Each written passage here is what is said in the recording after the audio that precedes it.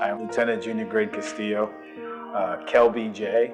I am from the Bronx, New York. There's a little bit about myself. I was a ninth grade dropout. I was still trying to find myself. I didn't know exactly what I wanted to do with the rest of my life. And a buddy of mine was doing a tech school in New Jersey. It was for automotive repair. That's what I was doing on that day. I was at school, sitting in class, learning how to be a mechanic. We all got summoned, and we got taken to the main lobby area. I wouldn't call it an auditorium, but as close as an auditorium that you can think of. And they just turned on the TV, and they said, "This is what's going on in Manhattan right now. We know all you guys are from New York. If you want to leave, we understand. You're more than welcome to leave." My mother was a cleaning lady in downtown, so she did office cleaning, and I knew she was working, so of course I wanted to get in my car and get back to the city as quickly as possible. A lot of thoughts run through your head when you see something like that, and someone that you love is in proximity to it. And then I came to a screeching halt, because by the time that I got to the George Washington Bridge, they had shut down the city. And back then, having a cell phone wasn't exactly like everybody has a cell phone thing, right? But I had a cell phone, and so did my mother. Find out later, many years later, that they secured all the towers, right? All communication in and out of the city was gone.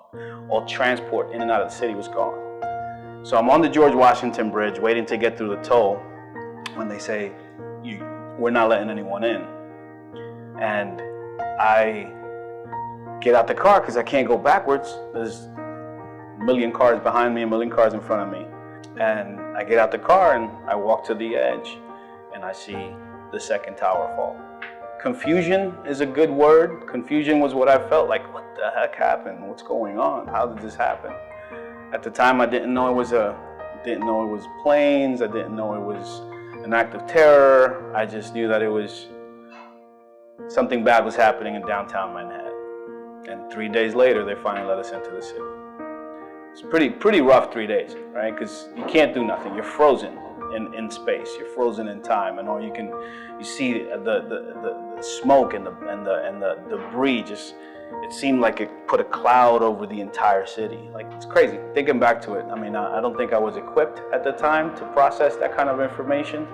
Looking back on it now as a grown adult man, it's interesting the things I went through at 21-year-old's mind at that time. As a city, we were united in our grief.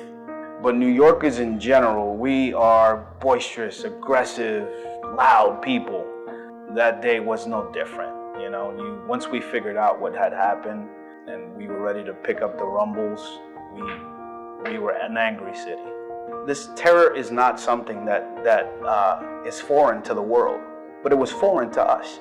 New York happened, and it was the instance where, oh God, it happened to us. The city that I was raised in, if you get hit in the face, you hit back in the face, right? We're just that cloth of human being.